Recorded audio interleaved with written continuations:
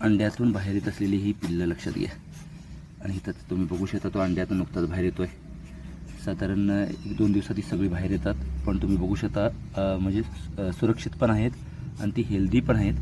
सापाच्या अगदी तोंडाला सुरुवातीला एक अडदंत असतो, त्यातून ते अंड फोडून बाहेर येतात आणि स्वतःवरच म्हणजे लहान कीटक बेडूक खाऊन ती जगत असतात. कधी कधी खराब होतात. अफलित अंडी जशी कोंबडीमध्ये सुद्धा असू शकतात तसं असू शकतं.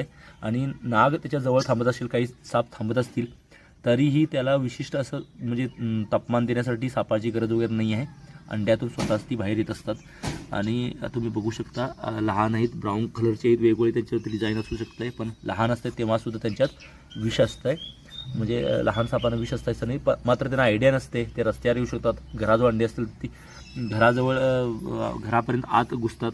अशा प्रकारे तुम्हाला ते दिसू शकतात. कारण ही 25 अंडी असावीत आणि 25 पिल्लं म्हणजे जवळपास सगळेच अंड्यातून पिल्लं बाहेर आलेली आहेत. काही अंड्यातून यायची शिल्लक आहेत. अंडी जी असतात विशिष्ट ठिकाणी साप घालत असतो त्याचा जन्मजात स्वभाव असल्यामुळे.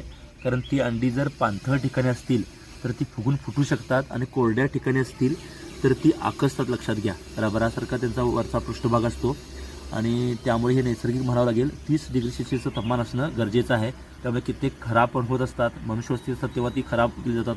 हे मात्र आम्ही सुरक्षित ठिकाणी काढू शकलो. त्यांना सुरक्षितरित्या ती बाहेरपर्यंत हेल्दीपर्यंत तुम्ही बघू शकता. आता त्यांचं जीवन आत्मनिर्भर म्हणजे स्वावलंबी आहे. पूर्ण अंड्यातून स्वतः बाहेर येतात आणि स्वतःच जीवन जगत असतात. म्हणजे आता कीटक खाऊन म्हणजे आई वडिलावरती ते अवलंबून आहेत. आणि सापामध्ये सामाजिक व्यवस्था नाही आहे. त्यामुळे नवरा बायको पिल्लं बाळं त्यांना शाळेला घालणे, कडेवर घेणे असला प्रकार सापामध्ये नसतो. त्यामुळे बदला घेण्याचा प्रश्नच निर्माण होत नाही.